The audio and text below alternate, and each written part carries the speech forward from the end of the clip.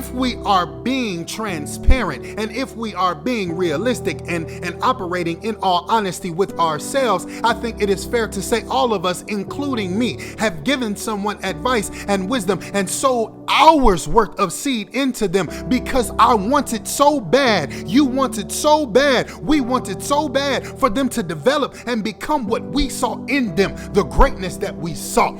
The platform we could see them on, the things we could see them doing, we saw it in them and we wanted it to come out because it would benefit us. It would be more comfortable for us because then we would be operating on a high level and not just me or you operating on a high level and having to try to keep pulling someone up.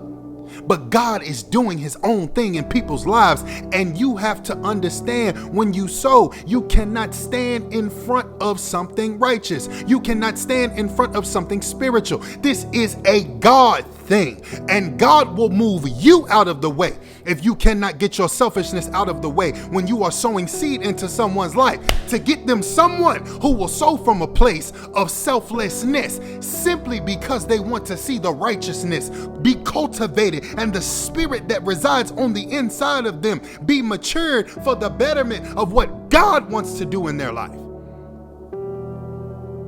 So do not make this about you.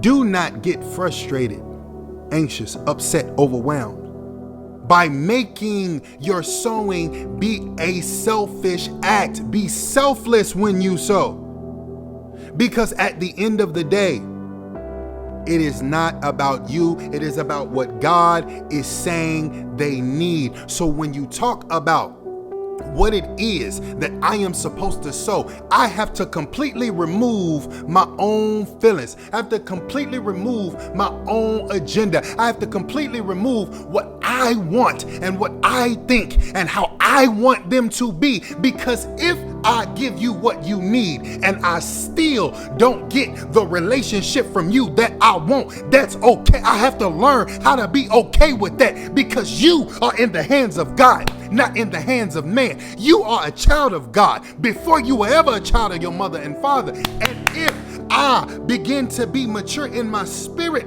and operate in godly wisdom and operate in discernment, I can boldly and confidently do that without an issue, because I understand how to back up, humble myself, do what God called me to do, and let him do his thing without ever jumping in the way because of my own personal feelings.